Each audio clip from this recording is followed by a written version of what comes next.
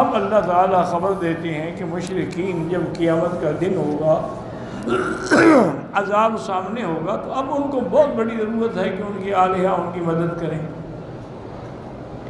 اب وہ جب دیکھیں گے تو کہیں گے کہ یا اللہ یہ وہ لوگ ہیں جن کو ہم نے آپ کے بغیر شریک بنایا تھا اور آلہہ بنایا تھا، خدا بنایا تھا، مشکل کشا بنایا تھا، انہی کو تو ہم پکارتے تھے۔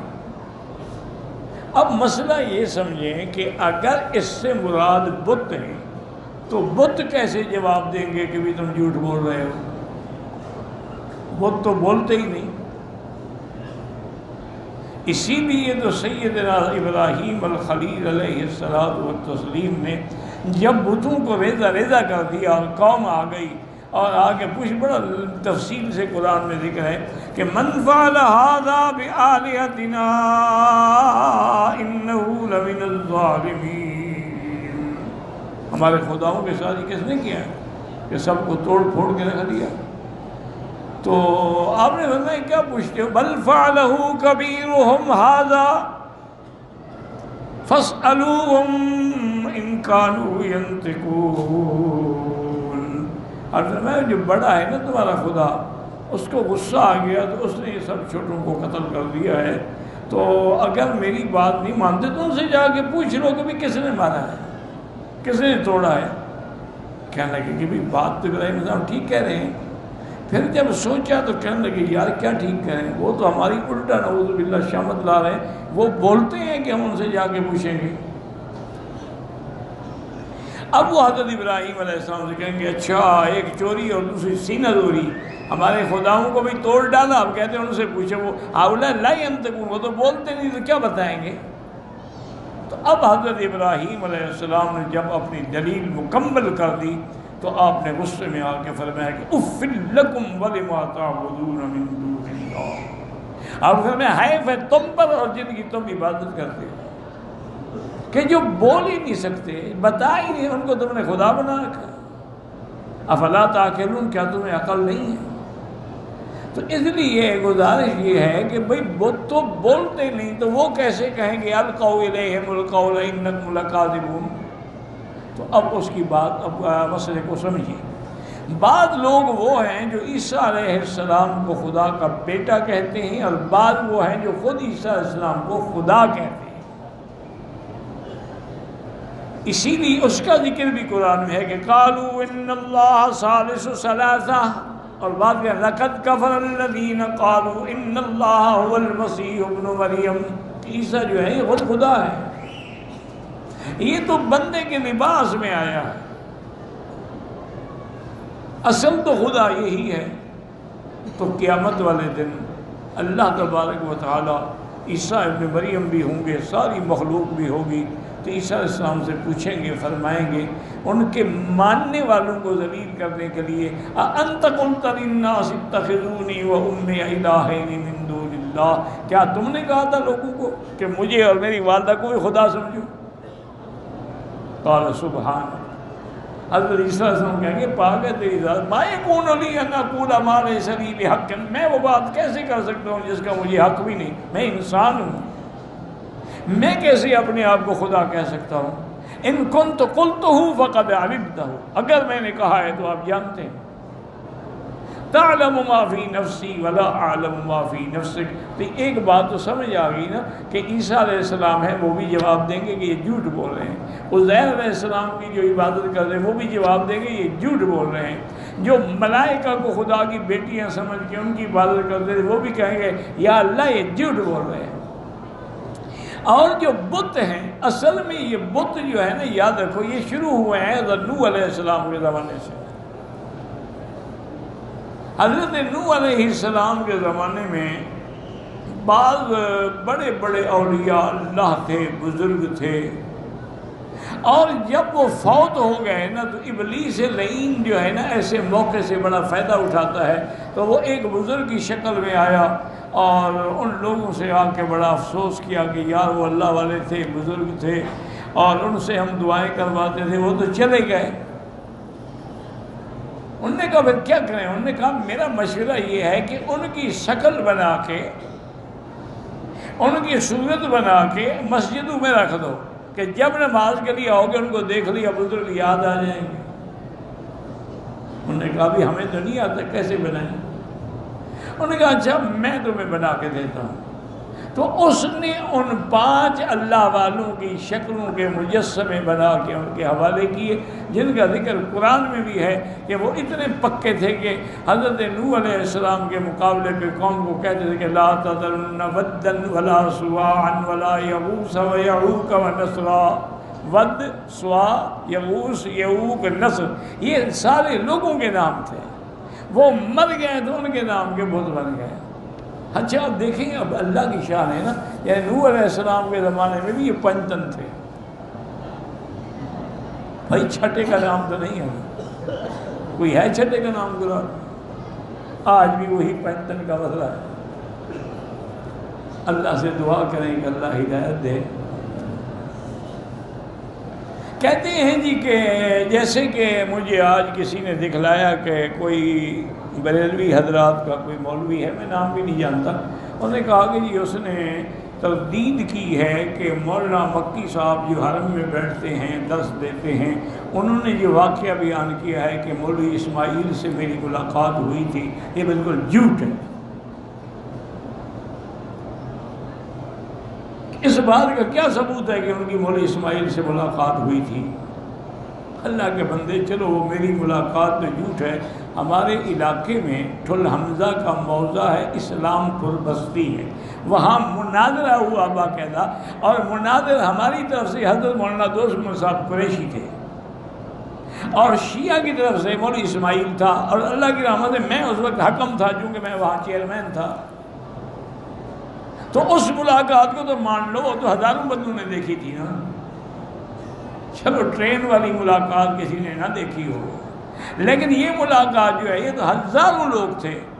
اور آج تک مجھے یاد ہے کہ مولوی اسماعیل جب کھڑا ہوا تو اس نے سب لوگوں سے کہا کہ بھی سنی ہو یا شیعہ ہو، ایک دفعہ درود شریف پڑھو، اللہم صلی علی محمد وعلی آل محمد. یہ اس سے اس نے شروع کیا. اچھا اب درود کا کون انکار کرتا ہے، سنی ہو یا شیعہ ہو؟ سب نے پڑھ لیا جیسے کسی نے پڑھا.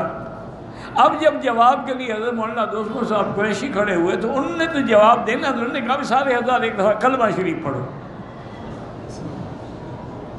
تو سب نے کلمہ، انہوں نے کہا نہیں سنی شیعہ سب پڑھو. اب جب سب نے کلمہ پڑھ لیا تو انہوں نے کہا مولوی اسماعیل تم نے درود پڑھا ہے وہ تو غلط ہے، تم درود پڑھنا بھی نہیں جانتے ہو، میرے لیے مناظرے کے لیے آ گئے ہو. اس نے کہا کیسے غلط ہے، آپ قرآن سے ثابت کریں. تو حضرت مولانا دوست محمد صاحب قریشی نے یہی آیت پڑھی کہ ان اللہ وملائکتہ یصلون علی النبی یا ایھا الذین آمنوا صلوا علیہ وسلموا تسلیما. قرآن میں ہے صلاۃ کا صیغہ بھی ہے، سلام کا بھی ہے. اہل سنت کے درود میں صلاۃ بھی ہے، سلام بھی ہے. اللہم صلی علی محمد وعلی آل محمد وبارک وسلم. لیکن تمہارے درود میں اللہم صلی علی محمد وعلی آل محمد تو سلم کا صیغہ نہیں ہے، تو قرآن کے مخالف ہے. تمہارا درود ناقص ہے. اتنی دیر میں انہوں نے شاید پہلے انتظام کیا ہوا تھا، ان کو پتہ تو تھا ہم نے شکست کھانی ہے، باطل ہمیشہ شکست کھاتا ہے. تو پولیس آ گئی، جو جی خطرہ ہے، جی نقص امن کا خطرہ ہے، مناظرہ بند کر دے. میں نے کہا بھی میں ذمہ دار ہوں، کوئی نقص امن نہیں ہوگا. انہوں نے کہا جی نہیں حالات ایسے ہیں، اور بس ان کو تو بہانا چاہیے. اسی دیر میں مولوی اسماعیل صاحب کتابیں اٹھا کے بھاگ گئے کہ جی نقص امن کا خطرہ ہے. اب اس ملاقات کو تو اللہ کے بندے ہزاروں بندوں نے دیکھا ہے نا، یہ تو جھوٹ نہیں ہے نا. تو اس لیے ایسی باتیں کہنا کہ انہوں نے حرم میں بیٹھ کے جھوٹ، مجھے کیا ضرورت ہے جھوٹ بولنے کی؟ پہلی بات تو یہ دیکھیں کہ مولوی اسماعیل مر گیا، میں نے تو الٹا تعریف کی تھی اس کی کہ اس نے کہا میرے معلومات جو ہیں صحیح یا غلط، وہ بڑا مولوی تھا، عالم تھا، اور دیوبند کا فارغ تھا، بعد میں شیعہ بن گیا. میں نے تو تعریف کی، میں نے اس کو کہا اللہ کے بندے تم اتنے بڑے عالم ہو تو تم نے شیعہ مذہب کیسے اختیار کرے؟ انہوں نے کہا یار تمہارے سنی مذہب میں کوئی رعایت نہیں ہے، شیعہ مذہب میں عورت بھی ہے، دولت بھی ہے. مرنے سے پہلے میں توبہ کر لوں گا، مجھے پتہ ہے کہ یہ باطل مذہب ہے۔ میں نے کہا یار توبہ کا موقع تمہیں مجھے سے نہ ملے پھر کیا ہوگا؟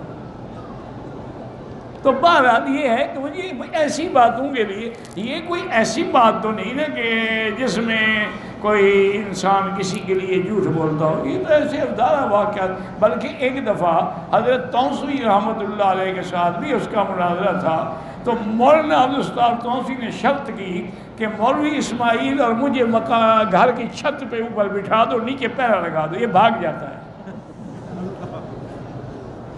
انہوں نے کہا ہم دونوں چھت پہ کھڑے رہیں گے، جب تک مناظرہ ختم نہیں ہوگا میں اس کو بھاگنے نہیں دوں گا۔ تو ایسے واقعات ہوتے ہیں اللہ کے بندے۔ باقی جو آپ نے کہا ہے کہ میں نے مولانا احمد رضا کے خلاف بات کی، میں نے تو خود کئی دفعہ کہا کہ مولانا احمد رضا خان بریلویوں کا بہت بڑا عالم تھا۔ اتفاق ہے، انسان ہے، بھول جاتا ہے، بھٹک جاتا ہے، حتیٰ کہ اس کا جو فتاویٰ ہے اس میں بڑی قیمتی اور گہری باتیں بھی ہیں۔ تو اس لیے اللہ معاف کرے، ہم جھوٹ نہیں بولتے، لیکن بات یہ ہے کہ جو ہو تو اس کو کہاں چھپاؤ گے؟ اس میں جو کچھ لکھا ہوا ہے اس کو کہاں چھپاؤ گے؟ اب وہ باتیں چھپ تو نہیں سکتے کہ نا، اب ہمارے علماء نے اگر فتویٰ دیا ہے وہ چھپ تو نہیں سکتا نا۔ اسی لیے حضرت گنگوہی رحمۃ اللہ علیہ نے یہ تقسیم کی تھی کہ مولانا الیاس کے ذمہ لگایا تھا کہ پورے عالم میں دین کی دعوت دو، تبلیغ کرو، بس کوئی مسئلے شسلے نہیں، لوگوں کو بس یہ کلمہ سکھاؤ۔ اور اسی طرح حضرت مدنی کے ذمہ لگایا تھا کہ تم کفار اور انگریزوں کے خلاف جہاد کرو، سیاسی طور پہ مقابلہ کرو۔ شیخ الہند رحمۃ اللہ علیہ کے ذمہ لگایا تھا، اور حضرت مفتی کفایت اللہ صاحب کے ذمہ لگایا تھا کہ تم فتویٰ مرتب کرو تاکہ لوگ جھوٹے فتوے بنائیں گے تو کوئی سچا فتویٰ تو سامنے ہو نا۔ اور حضرت تھانوی سے کہا تھا کہ تم نظام خانقاہی کو سنت کے مطابق زندہ کرو۔ یہ ساری تقسیم حضرت نے کی تھی اور سارے حضرت کے شاگرد تھے، اور آج تک وہی تقسیم چل رہی ہے۔ تو اس لیے بہرحال ہم تو الحمدللہ ثم الحمدللہ سب کے لیے دعا مانگتے ہیں، کسی سے کوئی ذاتی دشمنی بھی نہیں ہے اور نہ ہم کسی کی احانت کرنا چاہتے ہیں۔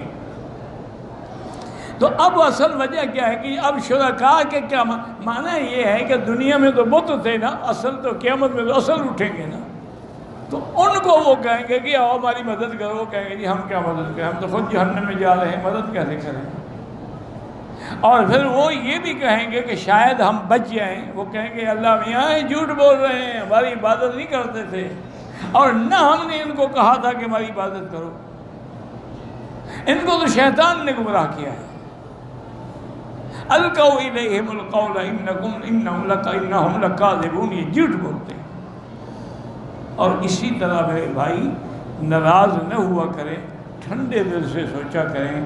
مثلاً 11ویں شریف ہے، یہ پیران پیر کے نام سے ہے نا، کیا تم پیران پیر کی کسی کتاب میں یہ بات دکھا سکتے ہو کہ 11ویں منایا کرو؟ اگر ہے چلو میں پیر صاحب کی بات مان لوں گا، وہ اتنا بڑا آدمی تھا حضرت عبد القادر جیلانی، جن نے ساری زندگی اہل بدعت اور شیعہ کے خلاف جہاد کیا ہے، یہ تو ان کی کتابوں نے شیعہ نے داخل کی ہیں باتیں، وہ تو اتنے بڑے موحد تھے، تو کیا انہوں نے یہ کہا ہے کہ کرو؟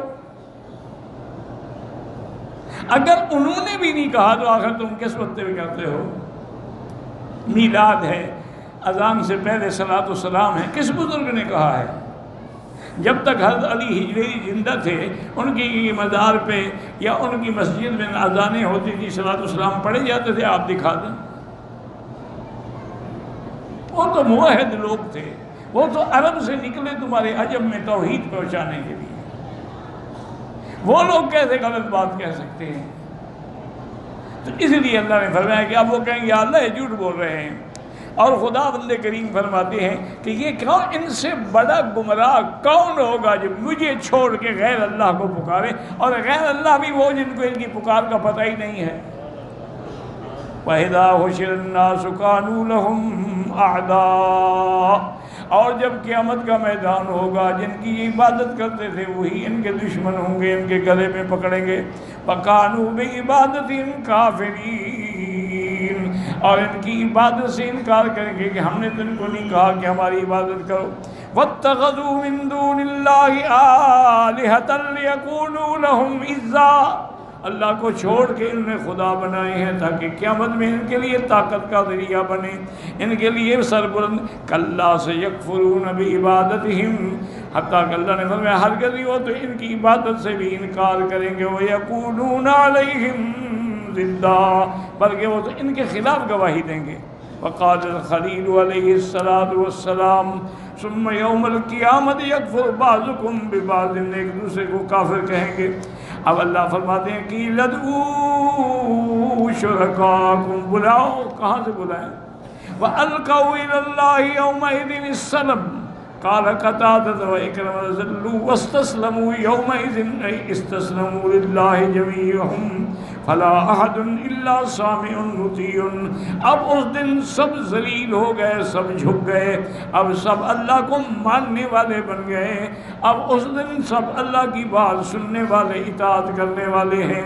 جیسے قرآن میں آتا ہے اسمع بہم وابصر یوم یاتوننا، ای ما اسمعہم وما ابصرہم یومئذ ولو تری اذ المجرمون ناکسوا رؤوسہم عند ربہم۔ دیکھیں گے کہ آپ کافر اس دن گردنیں جھکائے ہوئے مجرم بن کے خدا کے سامنے کھڑے ہوں گے، ربنا ابصرنا وسمعنا، اب ہم نے جان لیا، سن لیا، اب کیا فائدہ ہوگا؟ جیسے فرمایا وَأَنَتِ الْوُجُوهُ لِلْحَيِّ الْقَيُّومِ، قیامت والے دن سب کے چہرے اور سب کے سر اللہ کے آگے جھک جائیں گے۔ خضعت وذلت واستکانت وانابت واستسلمت، اللہ کے آگے وہ جھک جائیں گے، ذلیل ہو جائیں گے، مان لیں گے، لیکن اب فائدہ کوئی نہیں۔ جیسے اللہ فرماتے ہیں وَأَلْقَوْا إِلَى اللَّهِ يَوْمَئِذٍ السَّلَمَ وَضَلَّ عَنْهُمْ مَا كَانُوا يَفْتَرُونَ، اے ذهب وَاذْمَهَلَ مَا كَانُوا يَعْبُدُونَهُ افْتِرَاءً عَلَى اللَّهِ، جن کی پوجا کرتے تھے آج سب غائب ہو گئے۔ فَلَا نَاصِرَ لَهُمْ وَلَا مُعِينٌ وَلَا مُجِيرٌ، اب کوئی نہیں جو ان کی مدد کر سکے، ان کو پناہ دے سکے۔ اس لیے اللہ فرماتے ہیں الذین کفروا وصدوا عن سبیل اللہ زدناہم عذابا، اے عذابا علی کفرہم وعذابا علی صدہم الناس عن اتباع الحق، جنہوں نے کفر بھی کیا اور لوگوں کو اسلام سے روکا، ان کو ہم ڈبل عذاب دیں گے، ایک کفر کا، ایک لوگوں کو اسلام سے روکنے کا۔ كقوله تعالى وهم ينهون عنه وينهون عن، أي ينهون الناس عن اتباعه ويبتعدونهم منه أيضا، وہ لوگوں کو بھی منع کرتے تھے ہدایت کی طرف اور خود بھی ہدایت کی طرف نہیں آتے تھے۔ وَإِن يُهْلِكُونَ إِلَّا أَنفُسَهُمْ وَمَا يَشْعُرُونَ، اور یہ نہیں ہلاک کسی کو کر رہے مگر اپنے آپ کو۔ وَهَذَا دَلِيلٌ عَلَى تَفَاوُتِ الْكُفَّارِ فِي عَذَابِهِمْ كَمَا يَتَفَاوَتُ الْمُؤْمِنُونَ فِي مَنَازِلِهِمْ بِالْجَنَّةِ وَدَرَجَاتِهِمْ، اب اللہ نے فرمایا دلیل ہے کہ کفار جو ہیں ان کے بھی طبقے ہیں، کوئی بڑا کافر، کوئی چھوٹا کافر، کوئی کٹا کافر، کوئی ابو جہل جیسا کافر، کوئی فرعون جیسا کافر، تو ہر جیسے مومنوں میں بھی درجات ہوں گے، کسی کا کوئی درجہ ہوگا، کوئی مقام صدیق پہ ہوگا، کوئی مقام شہید پہ ہوگا، کوئی مقام اللہ تبارک و تعالیٰ کے برگزیدہ بندوں میں ہوں گے، صحابہ ہیں، تابعین ہیں، تبع تابعین ہیں، ائمہ محدثین ہیں، مجتہدین، سب کے درجات ہوں گے قیامت میں۔ کما قال تعالیٰ قال لکل ضعف ولکن لا تعلمون، اللہ فرمائیں گے بدبختو سب کے لیے دگنا عذاب ہے، تم جن کو پکارتے تھے ان کو بھی عذاب ہو رہا ہے۔ اس کے بعد فرماتے ہیں وقد قال الحافظ ابو یعلا حدثنا سعید بن یونس حدثنا ابو معاویہ قال حدثنا الاعمش عن عبد الله بن مرة عن مسروق عن عبد الله في قول الله زدناهم عذابا فوق العذاب، اللہ ان کا عذاب بڑھا دیں گے۔ زیدو اقارب انیابہا کا نخل التوال، ایسے بچھون پہ چھوڑے جائیں گے جن کے ڈنگ جو ہیں کھجور جتنے لمبے ہوں گے۔ حدثنا سریج ابن یونس قال حدثنا ابراہیم ابراہیم بن سلیمان قال حدثنا معشر عن الحسن بن ابن عباس انه قال زدناهم عذابا فوق العذاب قال هي 5 نهار تحت العرش يعذبون بعضها في الليل وبعضها في النهار. کافروں کو عذاب دینے کے لیے عرش کے نیچے 5 نہریں ہیں، بعد میں ان کو دن میں ڈبویا جائے گا اور بعد میں رات کو عذاب دیا جائے گا. لیکن یاد رکھیں اتنی عذاب کے بعد پھر موت نہیں آئے گی. وہاں لا يموت فيها ولا يحيا. موت وہ تھی جو آ گئی دنیا، اب اس کے بعد جو زندہ ہے مومن ہو یا کافر اس پہ پھر کبھی موت نہیں آئے گی. واللہ اعلم.